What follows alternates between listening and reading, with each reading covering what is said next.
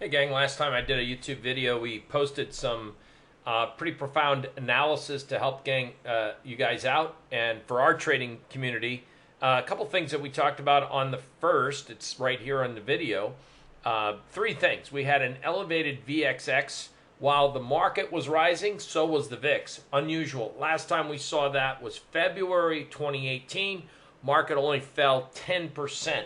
By the way, with that same certain circumstances. So part of our research that we do is based on historic backtest studies that we use for not only based on persons indicators, but also as well as looking at intermarket relationships, which by the way, if you look down here and read this, we also had the individual cumulative breadth ratings.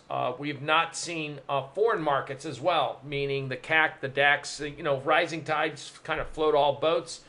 We didn't see a corresponding upside move in some of the foreign-based ETFs as well, or foreign-based stock indices.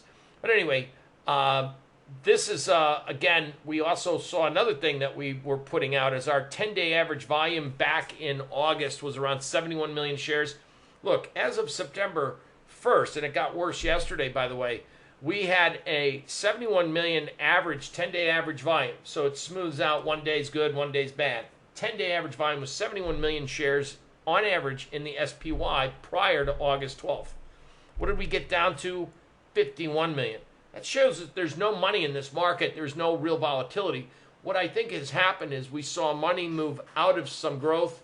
People, maybe investment money managers said, hey, I got to get a piece of this action on the upside of Tesla and Apple. And momentum traders went into that space and avoided buying banks, certain transports like the airlines, utilities, because all of that stuff got just wiped out. But now what I see happening is while student body went right into the momentum names thinking that this never-ending ATM cash machine was going up, we were advising lots of too many divergences. We've been positioned for this market both in SPY puts on as of Friday, and today's only, again, Thursday, so we're in the clear here. But also looking at our models, a couple things happened today. You can clearly see we're now short SPY. We had an SPXL which went long from a day trade. As you see from the first, it entered long. It got out today. But here's the big one that we were telling people and advising. This is SQQQ and our trade room. This is a current live shot of the market. You can see our board right now.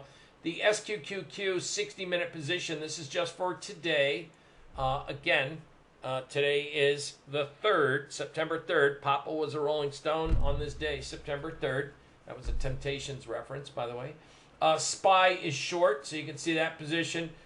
Gold's got a quick day trade, and we got a couple little positions going on, nicking and knacking around. Crude oil's knocked it out of the ballpark today, our crude algo model. Look, went long, got out, went short, got out, went long, got out. Now it's in a position just losing a little bit of money, but boy, it's knocked the ball out of the park. So we've had some really good success. These are our algo criteria, our algo models that we use in our trading room. If people can't see the actual trades, what they stand for, the arrow shows that it's short. If you can't see that little arrow, it populates right here live in front of everyone as it happens. Not delayed, not after the fact. This is in yesterday. This is why we're so popular here with this model at Persons Planet's live trade room. We have two trade rooms.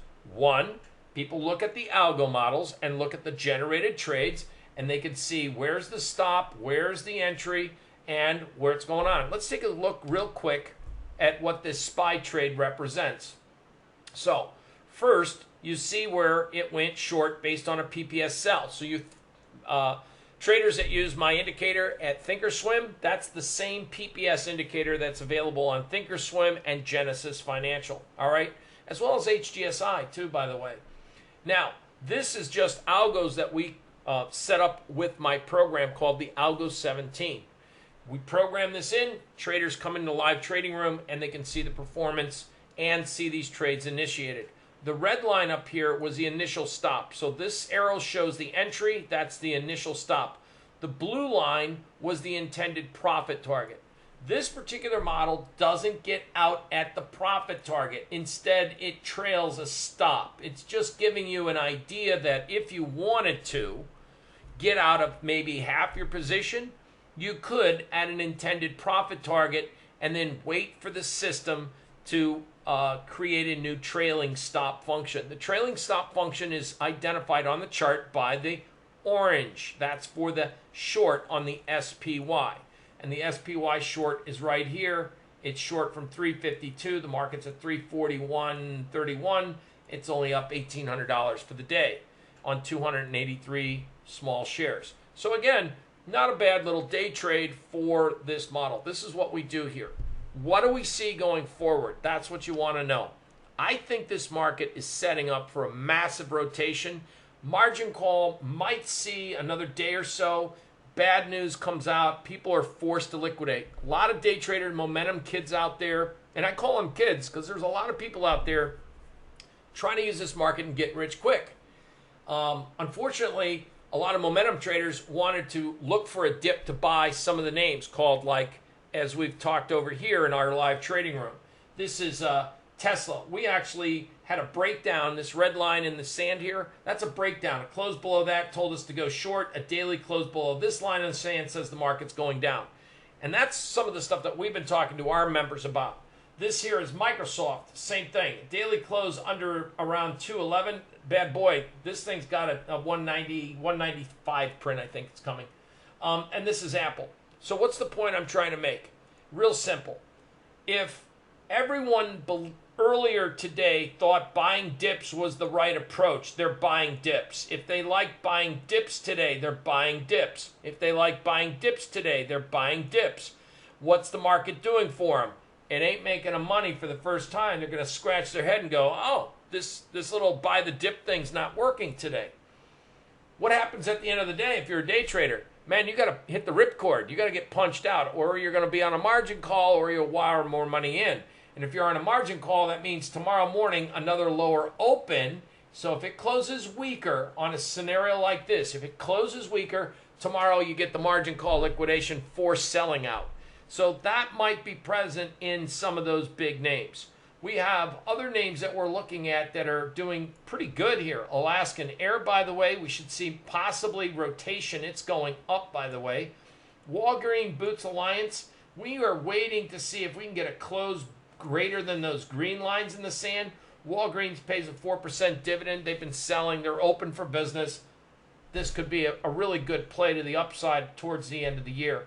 Exxon, we have a small position in Exxon. It's not going anywhere. We have a small position in Williams. We're trying to buy more. We missed the entry down here. We were looking for around a 2014 print. It never happened. This is Gilead. Gilead had a buy breakout right here. If it doesn't work, we're stopped out on the lows. And this is Ambarella. We look for a breakout. We said to get the market should have a breakout, a close under. We're out of this trade with a small profit, no loss. Hit the road, Jack. That's basically what we do here in our live trading room.